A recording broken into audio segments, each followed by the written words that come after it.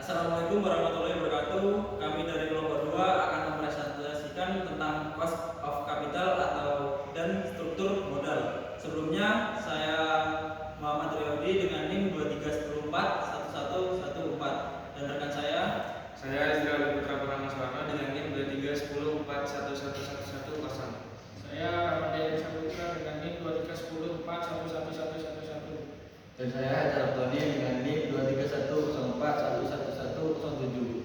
Dan saya Adelia Supranita dengan NIM 23104111009. Saya Detra Maharani dengan NIM 2310411113. Saya Bizani dengan NIM 231041112. mengukur struktur modal. Manajer keuangan biasanya melalui dengan akun-akun perusahaan yang memperlihatkan nilai buku utang dan ekuitas, sedangkan rumus biaya modal rata-rata tertimbang membutuhkan nilai pasar. Sedikit pekerjaan dan sejumlah penilaian dibutuhkan untuk melalui proses ini.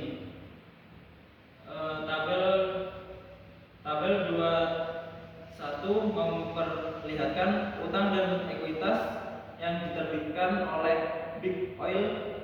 Perusahaan ini meminjam 200 juta dolar dari bank dan menerbitkan 200 juta lagi berupa obligasi jangka panjang. Obligasi ini memiliki tingkat kupon 8% dan jatuh tempo di akhir 12 tahun. Terakhir ada 100 juta lembar saham biasa yang beredar, masing-masing dengan nilai nominal 1 US dollar. Tapi akun-akun ini juga mengakui bahwa Big Oil di masa lalu setelah menginvestasikan kembali laba ditahan perusahaan 300 juta. Nilai buku total ekuitas diperlihatkan dalam rekening ini sejumlah 100 juta ditambah 300 juta sama dengan 400 juta. Angka-angka yang diperlihatkan di tabel 12.1 diambil dari akun-akun tabung Big Oil sehingga merupakan nilai buku. Kadang selisih antara nilai buku dan nilai pasar bisa diabaikan. Misalnya, perhatikan 200 juta yang dipinjam Big Oil dari bank. Tingkat bunga pinjaman bank ini biasanya dikaitkan dengan tingkat umum bunga. Oleh sebab itu, jika tingkat bunga naik, tingkat yang ditagih atas pinjaman Big Oil juga naik untuk mempertahankan nilai pinjaman ini. Selama Big Oil secara logis pasti membayar pinjaman ini, pinjaman akan bernilai sekitar 200 juta. Sebagian besar manajer keuangan biasanya mau menerima nilai buku utang bank sebagai pikiran wajar nilai pasarnya. Lalu di slide selanjutnya akan dijelaskan dan diberikan contoh tentang bagaimana COC tersebut dapat diimplementasikan. Yang pertama, utang bank. Lalu obligasi jangka panjang hingga tempo 12 tahun atau kupon sebesar 8%. Melalui perhitungan US dollar. Saham biasanya berupa 100 juta per lembar atau dengan nominal 1 US dollar. Lalu laba ditahan sekitar 300 sampai 37,5 dengan total 800 US dollar sampai 100,0%. Nah, lalu bagaimana dengan obligasi jangka panjang Big Oil? Karena obligasi diterbitkan dari awalnya, tingkat bunga jangka panjang naik hingga 9%. Kita bisa menghitung yang sekarang tiap obligasi tersebut menggunakan 12 pembayaran melalui kupon senilai 0,8 dikali 200 seharga 16 juta US dollar dan kemudian pelunasan nilai pokok sekitar 12 tahun. Oleh sebab itu, pembayaran kas akhir untuk pemegang obligasi adalah sekitar 216 juta US dollar.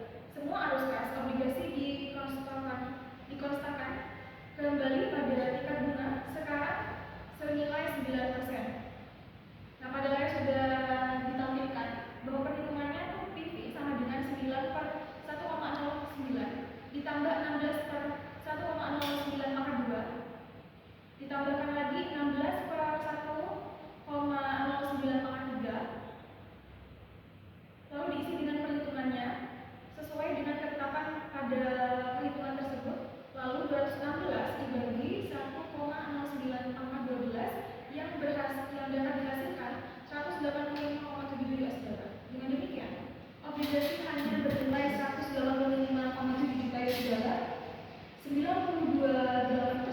nilai pokoknya. Jika Anda menggunakan nilai buku utang jangka panjang Big Oil, bukan nilai pasarnya, Anda akan sedikit melenceng dalam perhitungan biaya modal rata-rata ketimbang, tapi mungkin tidak begitu serius. Lalu kesalahan yang benar-benar besar mungkin timbul jika Anda menggunakan nilai buku ekuitas, buku nilai pasarnya, nilai buku 400 juta US dollar ekuitas Big Oil mengukur jumlah kas total yang digalang perusahaan dari pemegang saham di masa lalu atau yang telah ditahan dan diinvestasikan atas nama mereka. Tapi mungkin Big Oil mampu menemukan proyek yang bernilai lebih daripada biaya awalnya. Atau perusahaan ini, semua pertimbangan ini menentukan berapa yang bersedia dibayar oleh investor untuk saham biasa Big Oil.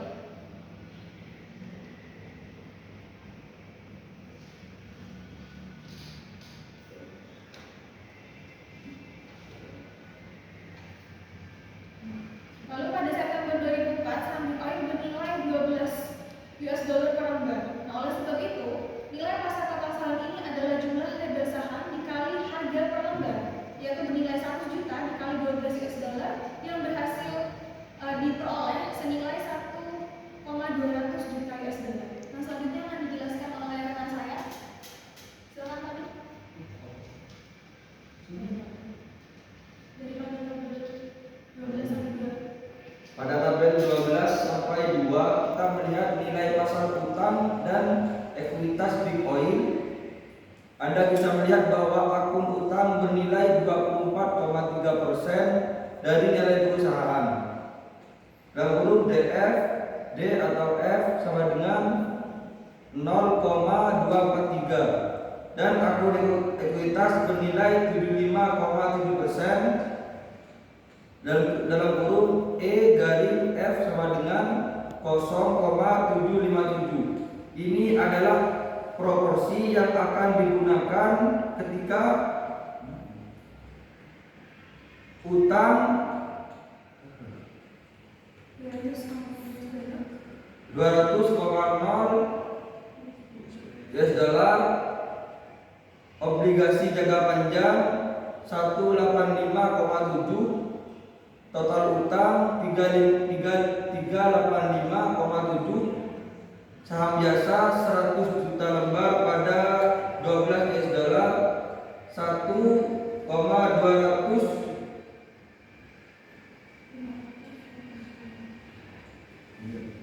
total 1.585,7 US dollar.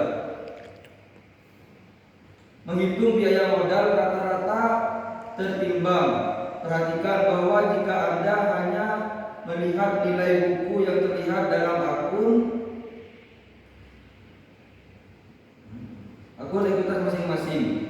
Berikut ini adalah struktur modal yang terlihat pada neraca buku eksekutif Fried. Utang 4,1 juta US dollar, saham preferen 2,2, saham biasa 2,8. Totalnya ialah 9,1 juta US dollar. Terangkan mengapa bobot persentase yang diberikan di atas harusnya tidak digunakan dalam menghitung WACC Executive Rate.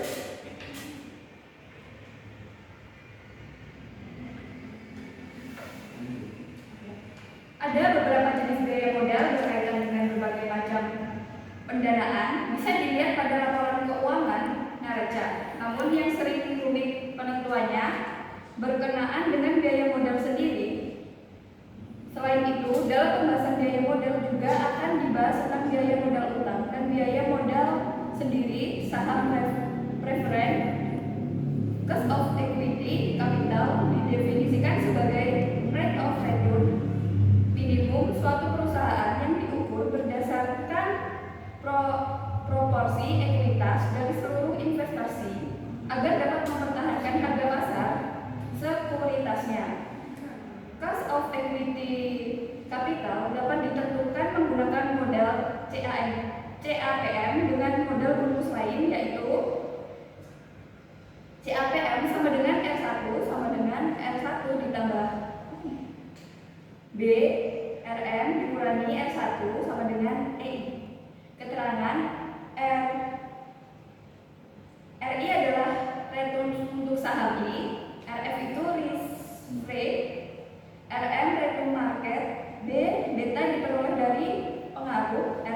terhadap RI. EI yaitu tingkat error. Bisa dirumuskan dalam bentuk lain yaitu CAPM, yaitu RI adalah I ditambah RM dikurangi I pangkat 2. B sama dengan RJM J per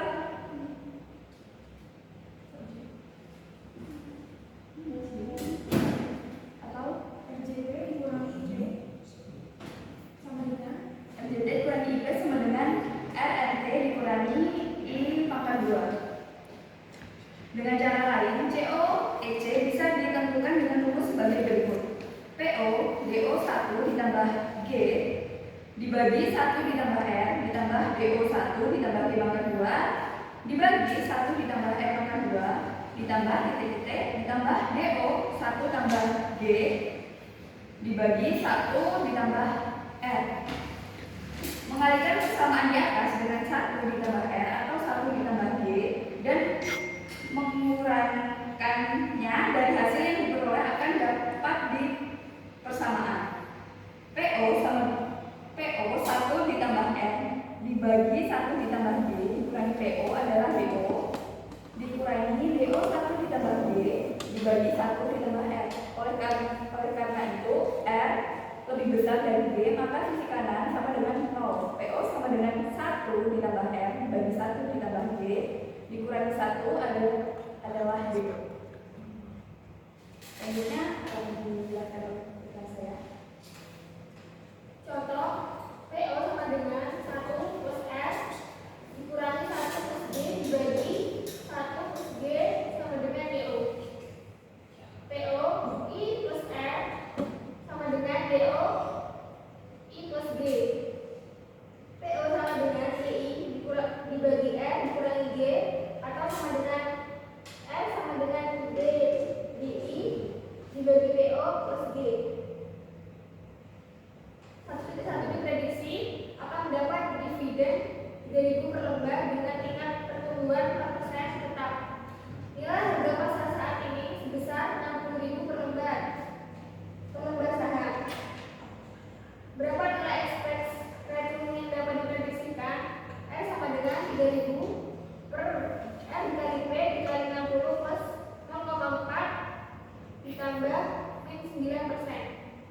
Hitungan biaya utang atau cost of debit dibagi KI sama dengan K 1 dikurangi T. Dalam hal ini K adalah internal rate of return or yield dan T adalah marginal tax rate. Contoh, apabila perusahaan dapat menjual obligasi dengan jangka waktu 20 tahun dengan coupon rate sebesar 9%, coupon rate dan nilai arus kas masuk bersih after underwriting expense sebesar 1 juta per tahun dengan nilai nominal obligasi sebesar 1 juta. Nilai K diperkirakan 9% dengan asumsi tarif pajak 50%. Maka misalnya biaya modal utang adalah KI dikurangi 9% min 0,50 sama dengan 4,5%. Kondisi ini belum mempertimbangkan struktur modal. Oleh karena itu, jika utang terus diperbarui atau membayar dan utang kembali bisa diartikan utangnya permanen. Jika demikian keadaannya, maka cost of debit bisa ditentukan KI sama dengan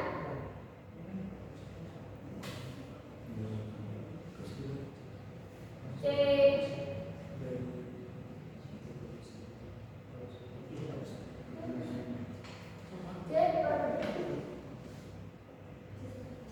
CT per I0 dikurangi I plus T dengan keterangan KI sama dengan biaya utang, CT sama dengan biaya modal utang konstan, I0 sama dengan arus kas penerbitan surat berharga. Biaya modal sendiri dari saham preference atau cost of preference stock merupakan fungsi dari misalnya dividen yang ditentukan. Oleh karena saham preference tidak memiliki jatuh tempo, maka dapat dirumuskan misalnya biaya modal sendiri dari saham preference yaitu KP sama dengan D per I0 dengan keterangan KP sama dengan biaya modal saham preference, D sama dengan dividen tahunan yang ditetapkan, I0 sama dengan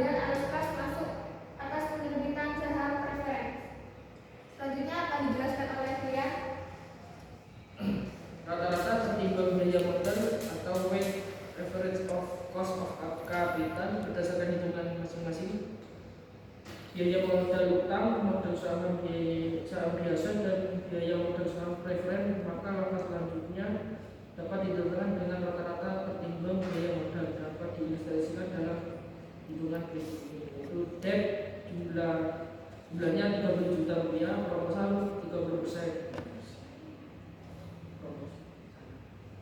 preferred stock jumlahnya 10 juta, proporsi 10%, dan common stock equity 60 juta, proporsi 60%, jadi hasilnya 100 juta, proporsinya 100%. Yang selanjutnya adalah biaya modal, yaitu utang 4,5%, saham preferen 8,5%, biaya modal sendiri 12,5%. Dan berdasar data di atas dapat ditentukan KCC. Utang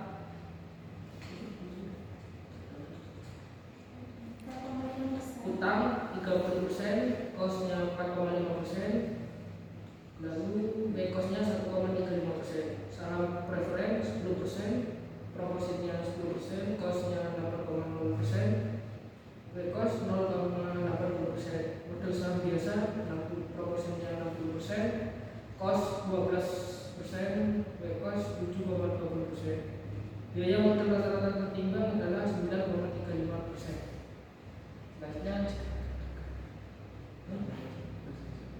Selanjutnya akan dijelaskan oleh Isra. Capital budgeting dan cost of capital merupakan dua konsep yang saling berkaitan.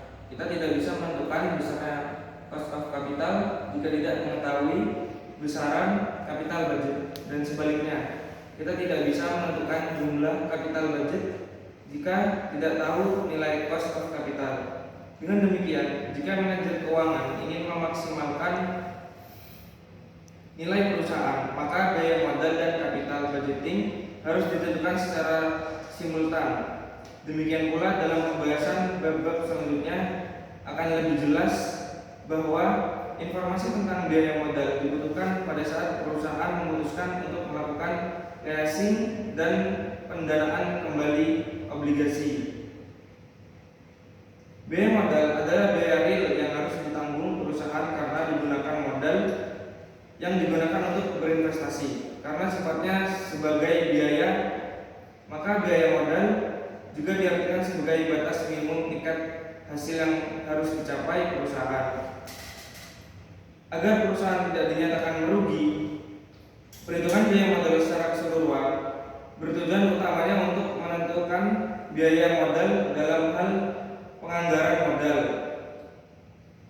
Konsep ini mengarah pada weighted average cost of capital (WACC), yaitu batas untuk mengevaluasi apakah proyek-proyek memiliki tingkat pengembalian yang lebih baik.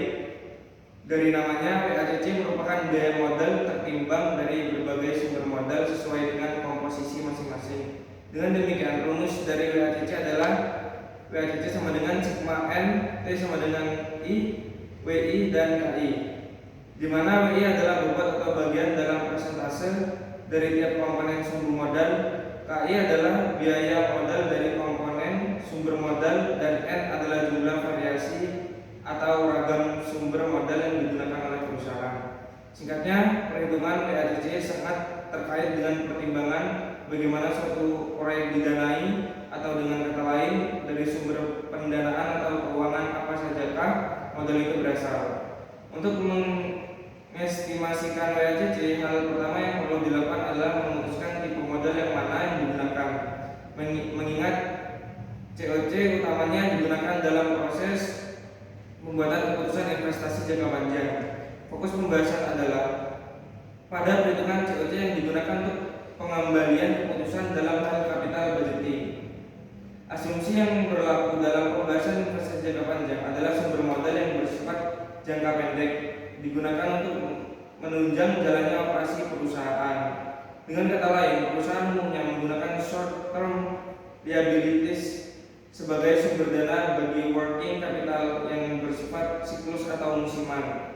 Dengan demikian, hutang jangka pendek tidak termasuk dalam perhitungan COC yang digunakan dalam konteks capital budgeting dan mempertimbangkan penggunaan long term, debt, saham, preferen, dan modal sendiri.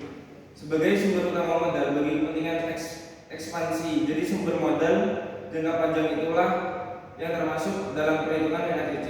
Untuk itu, untuk menentukan WACC perlu perhitungan biaya modal masing-masing sumber modal secara individual. Itu saja penjelasan dari kelompok kami, kurang lebih